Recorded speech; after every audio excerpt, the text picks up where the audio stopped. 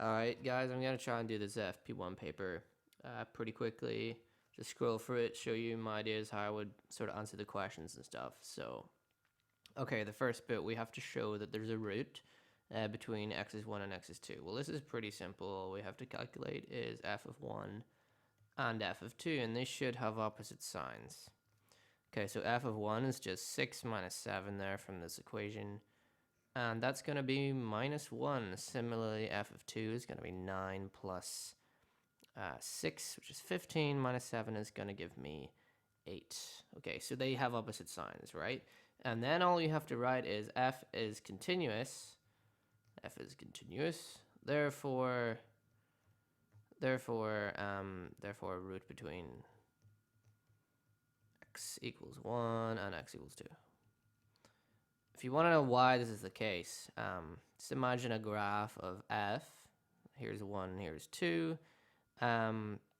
We know that f of 1 is minus 1. We know that f of 2 is 8. Okay, if f is continuous, and actually it only has to be continuous between 1 and 2, right? We don't actually care what it does outside of this interval here, but if it's continuous between 1 and 2, that's good. That means clearly the graph must... it's continuous. It has to. The only way it gets from this point to this point is it crosses the line y equals 0, which means there's a root, or f of x equals 0. Okay. An example of that would be, imagine it's not continuous. Imagine it has an asymptote between those 2 points. So it might look a bit like tan or something. So imagine there's an asymptote here. What's happening is that, let's draw the graph in yellow. It could be doing something like this. So it could be going down to minus infinity there and coming up from plus infinity there and then crossing that. They're doing something like that. That kind of looks like the 1 over x graph or something. So this is not continuous, obviously, because we have that, what is it at this point? Well, it's not really defined, right?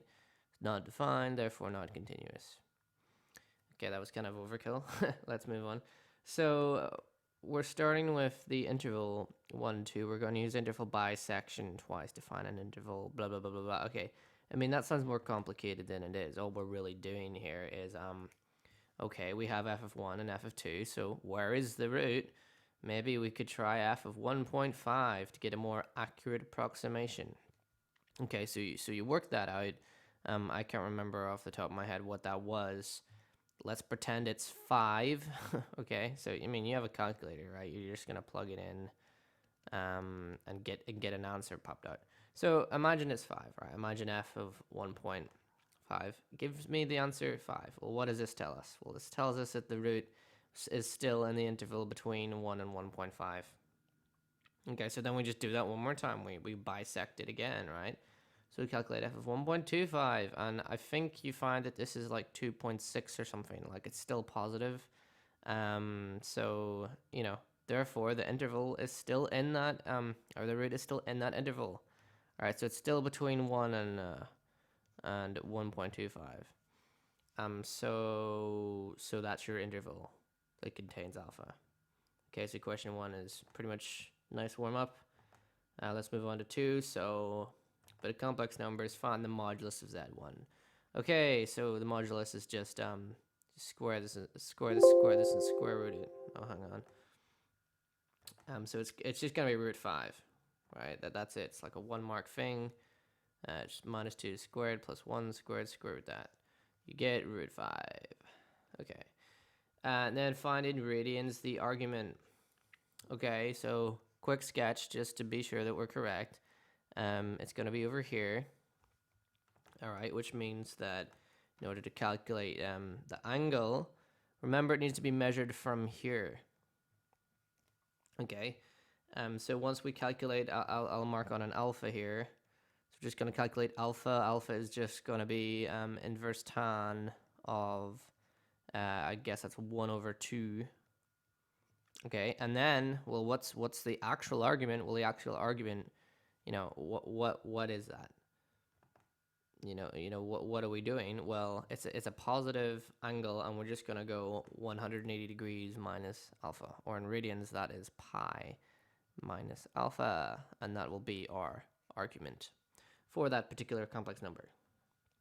Okay, whoopie-doo. Right, let's go to the next quadratic equation. Okay, So this is a standard question. It's a quadratic equation with complex roots. So I have it up here. I'm just going to use the formula straight away and solve it. Okay, so minus b plus or minus the square root of b squared minus 4ac. What is b squared minus 4ac? Well, b squared is 100 minus 4 times 28, which is 112. So in here, the discriminant is going to be minus 12.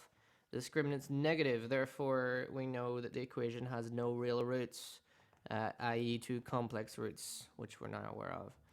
Okay, this minus 12, you can write this as minus 3 times 4 and bring that 4 outside, so it becomes a 2, which means that z is actually just 5, well, plus or minus square root of minus 3. Okay, because all the 2's will cancel. Now, what we're going to do is, well, we have z2 and z3 being both solutions to this. Remember that the square root of minus 3 is just going to be 3i. So what I'm going to write now is it doesn't matter which one I choose to be what. So I'm just going to define z2 to be 5 plus I root 3. And then z3 is 5 minus I root 3. Okay, so I'm just, that's it. Okay, so then we're asked to just show a sketch. Okay, just double checking here. We have indeed got this form. P is 5 and Q is 3, whatever. Now, sketch of all those numbers on it, including the one from the start, Z1. Well, all we're gonna do is draw some axis, and we're going to go. Okay, well, we go along 5, and we go up root 3 and down root 3 in both directions. Remember that the roots of a quadratic equation always come in complex conjugates, so we see that Z2 and Z3 are the complex conjugate of each other. And of course, remember Z1 from the start, it was over here somewhere. Okay, so that's really it. I'm just circling the points, and that's done as well. Let's move on to question 3. Okay. So this question is just basically squaring a matrix. Okay. So, in order to do that quickly, I'm just going to write it beside it. Do a little bit of matrix multiplication. Okay, so what is the answer going to be? Well, if you do that, 1 times 1 plus root 2 times root 2 is going to be 3. 1 times root 2, so the root 2's cancel, and then the root 2's cancel again, and then this is going to be, so that's another 3. So what does this matrix transformation represent? So first of all, that's a squared. This matrix transformation, well, it's just an enlargement by a scale factor of 3, right? We can see that because, this is the identity, and this is just like the identity multiplied by 3. So whatever points you have, they're all going to be scaled up by 3. So it's just an enlargement scale factor of 3. Okay, so that was really not that hard to do. We didn't even need any mechanical process to do that. Now, if you're given a slightly harder matrix, like B, and you wanna find that, well, the easiest way to do that is consider the vectors 1, 0, and 0, 1, and see where they map to. So I'm gonna go 1, 0 first. So there's our vector 1, 0. Okay, now if I apply B to 1, 0, what am I gonna get? I'm going to get 0 and then minus 1. So this will go to 0 minus 1. Okay, and I'm going to do the same thing for the vector 0, 1. So where's 0, 1 going to go? Well, again, under the same transformation, you'll find it actually goes to minus 1, 0. And look at this. What do we have here? Clearly, that's just a reflection in this line. So what is this line? Well, that line is y equals minus x. So we are done. And now you could do this a little faster. For explanatory purposes, I did each of these separately. But notice that that's exactly equivalent to applying whatever matrix you have to the identity matrix. Okay, and your answer is going to be each of those points separately, right? So 1, 0 will get mapped to this column, 0, 1 will get mapped to this column. Okay, so that's kind of a quicker way to do it. Okay, given that C is this matrix, I want to find the value of K for which the matrix is singular. All that means is the determinant 0. So the determinant of C, dat C, is going to be, well, 9 upon k plus 1 minus 12k, right? Just from the definition of the determinant, you know, not 9 times this minus 12 times this. So I want the determinant to be 0, and then I solve that equation, right? It's just a linear, simple equation. Okay, so I'm going to have minus 3k plus 9 is 0. And we see that, of course, k is free. And that is the value of k for which the matrix is singular. Okay. Moving on very quickly. So, well, just differentiate this. Oh, hang on. I keep doing that. I need to select the layer with my pen. Okay, so, I mean, just differentiate that. Straight away, what are we going to get? Well, f dash of x is 2x. Now, remember, if we have 1 over x and we differentiate 1 over x, it always goes to minus 1 over x squared. So those constants really don't faze me. Like, I just kind of write them with it. Okay, and then minus 3. So, done. Okay, the root lies in that interval. I mean, we're just going to apply Newton-Raphson, right? We're just going to find the new root. Remember, the new root is the old root minus, I think, f dash of the old root over f of the old root. So I'm just gonna, I'm just gonna take a1 to be 0.8. I'm gonna work out that, calculate that, and then I'm gonna calculate that, and then I'm going to calculate alpha 2. Okay, now it tells us this. So if you get an alpha 2 that's outside that range, say you get alpha 2 is 1.1, you know you've done something a bit stupid. So, try it again. And you should get alpha to be, somewhere in that range. I think the correct answer is 0.86 or something.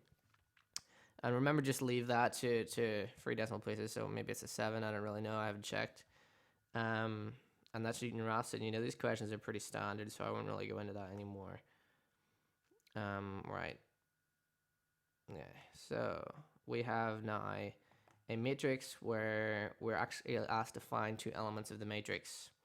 It maps this coordinate to this coordinate. Okay, in other words, what is it doing? Well, if we write everything out, what it's doing is it maps this coordinate to this coordinate. Okay, so really, well, again, what is that? Well, that's just if we expand it out, that's saying minus 16 plus 6a is 2. It's also saying 4b minus 12 is minus 8. Okay, that's what's happening, right? Okay, that's fair. So we can just, say a is 3 and b is 1 pretty immediately. Okay, so that was fine. And then we're told that a quadrilateral has a certain area, and we're asked to find an area of the new quadrilateral when it gets transformed by the matrix. Now, if you remember, the area will be scaled by whatever the determinant is. So the new area is going to be the determinant of A times the old area. And, well, what's the determinant of A? Well, I mean, if we work it out now, that's going to be 8 minus AB. Whatever AB is, well, AB is, of course, 3. So the determinant is 5. So therefore, the new area, okay, 5, just 8 minus, 3, which is 5. Now, the new area is just going to be 5 times the old area, which is 150. 150 what? 150 square units. It's probably a mark for writing square units because examiners are pretty picky with that stuff. So we're given that z is x plus iy. So the complex conjugate, damn it, I did it again. Hang on. The complex conjugate, well, what is that? If z is x plus iy, we know that the complex conjugate, by definition, is just x minus iy. So what we're going to do is we're going to sub that into the equation, first of all. And then we're going to do a clever trick, and it's called comparing real and imaginary parts.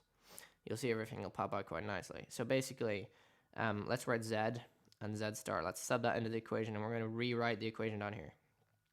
X plus iy, and this is going to be plus 3i multiplied by x minus iy. And that's going to be equal to minus 1 plus 13i. Now, what's cool about imaginary and real numbers is that they don't really affect each other, and such that we can just make two equations from this one equation. So we can play real parts and we can play imaginary parts. So let's do that. So the real parts, I'm going to underline all these real parts in blue. We just have x. And then we're going to actually, you see that there's an I times an I here, which is going to be -1. So anytime an imaginary gets multiplied by imaginary, it becomes a real. Okay, so then there's all the real parts. So what is that? That is just x plus 3y equals -1, right? Be careful because it's now a minus minus, because I times I is -1. So we get that, and then by comparing imaginary parts, just what's left, what's not underlined, we get y plus 3x is 13. What a familiar thing. So that is just simultaneous equations. And all we really want to do now is simply, I guess, maybe multiply this one by 3 and then take the bottom one away from that. So if you think what I'm going to get is that, I'm going to get, 3x plus 9y minus y plus 3x. So I'm going to cancel out the 3x deliberately. And once I subtract it, I'm going to have 8y left. On the other side, once I multiply -1 by 3, I have -3, and then I'm taking away 13. Gives me -16 straight away, giving me that y is -2, and if y is -2 from this equation, then clearly x is 5. Double checking that in our other equation, plugging those values in, we have -2 plus 15 is -13, which agrees. So this must be the value of x and y. Are we done? Yeah, because it just said find x and y. Okay, minutes of recording.